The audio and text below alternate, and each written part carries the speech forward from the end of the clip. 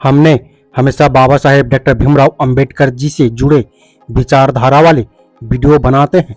आज हम इस वीडियो में भारत के उस समय के सबसे बड़े नेता कहे जाने वाले, जिसने कहा या नारा दिया कि स्वराज मेरे जन्मसिद्ध अधिकार है, उस महान नेता बाल गंगाधर तिलक के बारे में आज इस वीडियो में जानते हैं।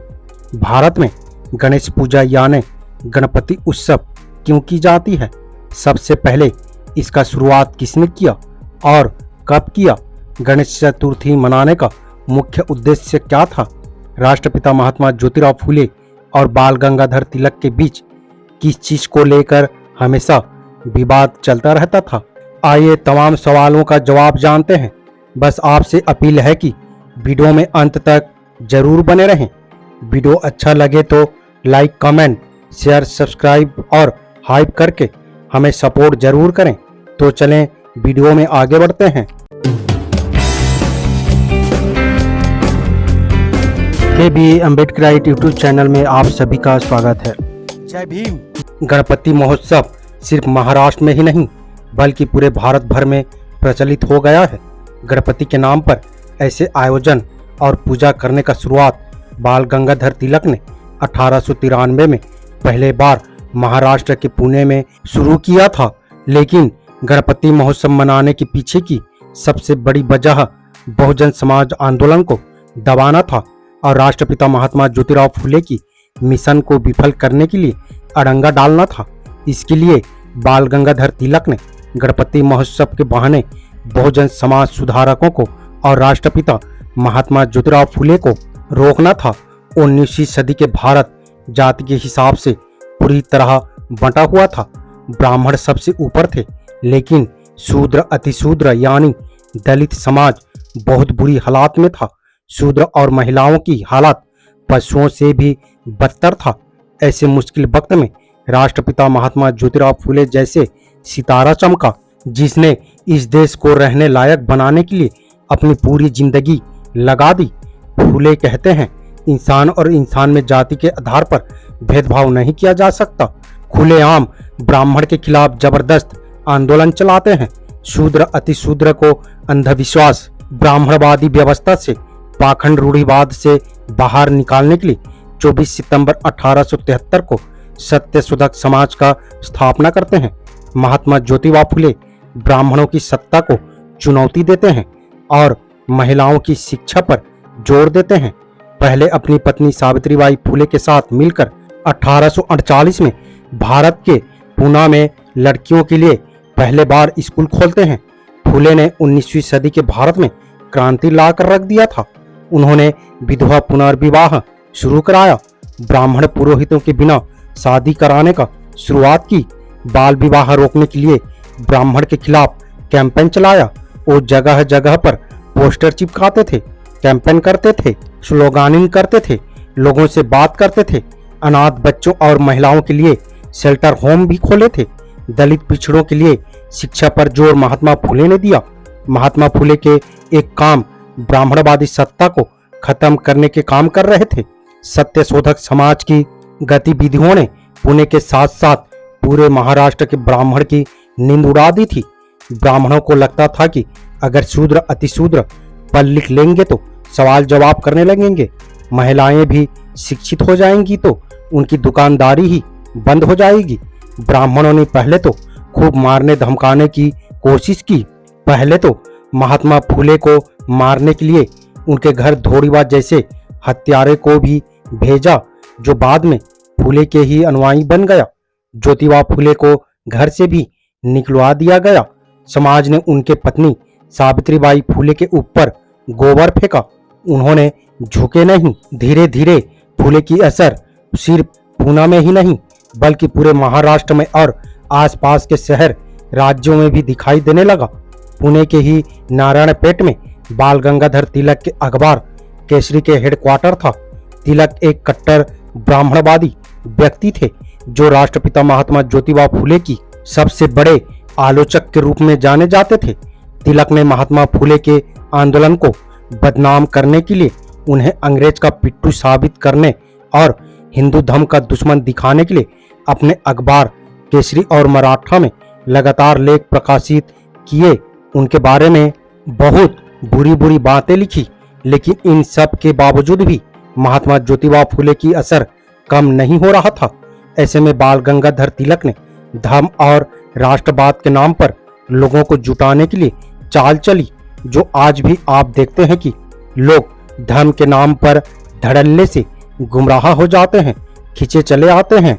19वीं सदी के आखिरी दशकों में भी कुछ ऐसा ही हुआ। तिलक ने काल्पनिक गणपति महोत्सव मनाने की शुरुआत की। तिलक ने हिंदू धर्म के नाम पर लोगों को इकट्ठा किया और गली मोहल्ले में गणपति महोत्सव मनाने लगा। शूद्र अतिशूद्र ने महात्मा ज्योतिबा फुले की ओर जाते हुए बढ़ते हुए जनसंख्या को रोकने के लिए भगवान की पूजा पाठ को सार्वजनिक किया, ताकि महात्मा फुले की ओर जाते हुए जनसंख्या रास्ता भटक जाए और हमारे ब्राह्मणों के झांसे में और ब्राह्मणों की बनाए हुए जाल में फंस जाए। आखिरकार ऐसा ही हुआ। सालों से मंदिर की दरवाजे और ईश्वर के नाम लेने पर पाबंदी था, अचानक उसे खोल दिया गया तो शूद्र अपने आप को रोक नहीं पाए और फिर से हिंदू धर्म के षड्यंत्र और धर्म के तरफ खींचे चले आए, और इसमें तिलक अपने बिछाए हुए षड्यंत्र में कामयाब हो गए। भारत एक बौद्ध राष्ट्र था और महाराष्ट्र भी उसमें शामिल है। ब्राह्मण ने बुद्ध को चुराकर अनेकों देवी देवता भगवान बनाया है और उसमें से गणेश भी शामिल है। भारत का पहला गणपति बौद्ध राजा डेमोट्रियस प्रथम सेकंड एडी भारत के बौद्ध राजा तथागत बुद्ध का प्रतीक हत्ती को अपने मुकुट पर लगाकर पहनते थे, इसलिए उन्हें गजपति या गणपति कहा जाता था, अर्थात बौद्ध राजा कहा जाता था। महाराष्ट्र में 15वीं सदी तक मौर्य बौद्ध राजाओं का राज था, इसलिए महाराष्ट्र के लोग आज भी उनकी गजपति या गणपति बप्पा मौर्य के रूप में पूजा करते हैं। बौद्ध राजा का गणपति या गजपति का मौजूदा मिटाने के लिए ब्राह्मणों ने गणपति को ब्राह्मणीकरण किया और पाखंड काल्पनिक कथा लिखकर उसे पार्वती के मैल से पैदा हुआ बताया। गणपति के असली मतलब है गण प्लस पति, यानी गणपति। गण के मतलब होता है हत्ती और पति के मतलब होता है पालनहार राजा, जो अपने सिर पर हत्ती का चित्र वाले मुकुट धारण करते थे। और बौद्ध राजाओं ने प्रजा वत्सल्य राजा थे, जो अपने प्रजा को बहुत आदर प्रेम करते थे, इसलिए उनको गणपति कहा जाता था। जब बाल गंगाधर तिलक ने गणेश पूजा को सार्वजनिक किया तो एक शूद्र ने गणपति को छू लिया था, तो सभी ब्राह्मणों ने तिलक के ऊपर भड़कने लगे कि देखो, एक शूद्र ने हमारे भगवान को छू लिया है, हमारे धर्म भ्रष्ट हो गया है, कहकर तिलक के ऊपर चिल्लाने लगे। तो तिलक ने सभी ब्राह्मणों को समझाते हुए कहा कि हम अब इस मिट्टी के मूर्ति को पानी में विसर्जित कर देते हैं, तो फिर हमारे धर्म भी बच जाएगा और हमारे धर्म भ्रष्ट भी नहीं होगा। उसी दिन से 11 दिन रखने के बाद विसर्जन कर दिया जाता है और यही परंपरा वर्षों से चली आ रही है। तिलक ने धार्मिक भीड़ को अपने राष्ट्रवादी एजेंडे से जोड़ते थे।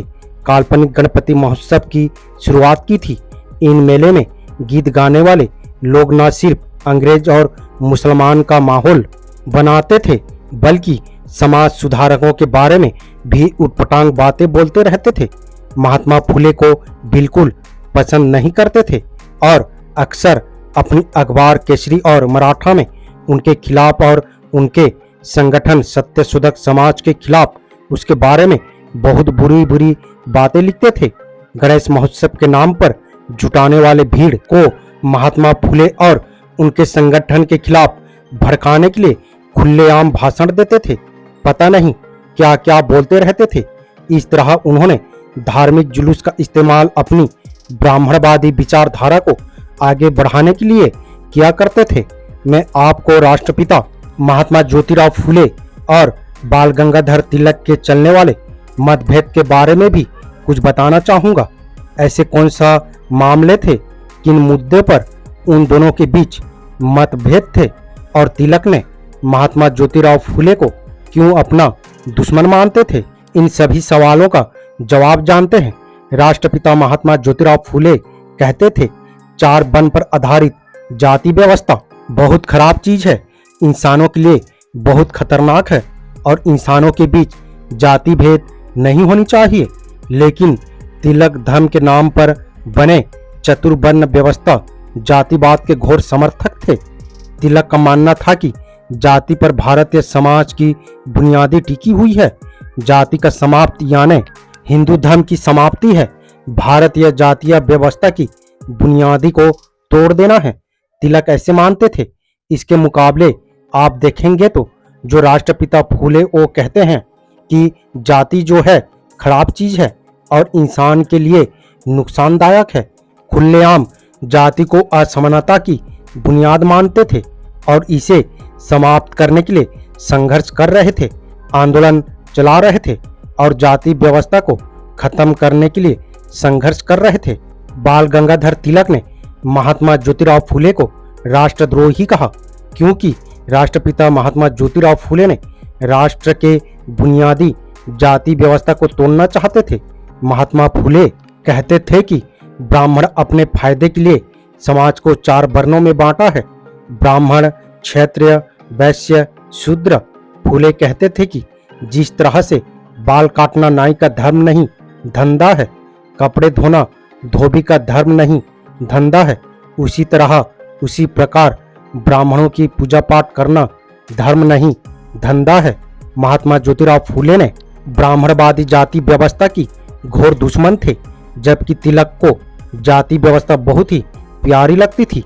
तिलक कहते थे कि सभी जातियों को अपने जाति के ही काम करना चाहिए, यानी चातुर्वर्ण के हिसाब से लोगों को जो काम सौंपा गया है उन्हें वही काम करते रहना चाहिए। बाल गंगाधर तिलक ने महार, मातंग जैसे अछूत जातियों को स्कूल में सख्त विरोध किया करते थे और कहा कि केवल उन जातियों को स्कूल में प्रवेश होना चाहिए कि उन्हें प्रकृति ने इस लायक बनाया है, यानी कि उच्च जाति के लोगों को ही स्कूल जाएंगे, यानी दलित ओबीसी को इस लायक नहीं समझते थे, ना ही मानते थे कि उन्हें शिक्षा दी जाए। सिर्फ ब्राह्मण का ही सत्ता चाहते थे। चितपावन ब्राह्मण थे और अपने ब्राह्मणवादी नजरियों के आगे बढ़ाने के लिए तमाम तरीके के काम करते थे, लेकिन कहते थे प्राथमिक शिक्षा सभी जाति के बच्चों के लिए अनिवार्य होनी चाहिए। लेकिन बाल गंगाधर तिलक ने फूले की इस फैसले को डटकर विरोध किया करते थे। तिलक ने कहा कि कुणबी कोरी किसान समाज के बच्चे हैं, उनको इतिहास, भूगोल, गणित पढ़ने की क्या जरूरत है। उन्हें अपनी परंपरागत जातीय पेशों की अपनाना चाहिए, यानी जो काम उन्हें दिया गया है उन्हीं को करते रहना चाहिए।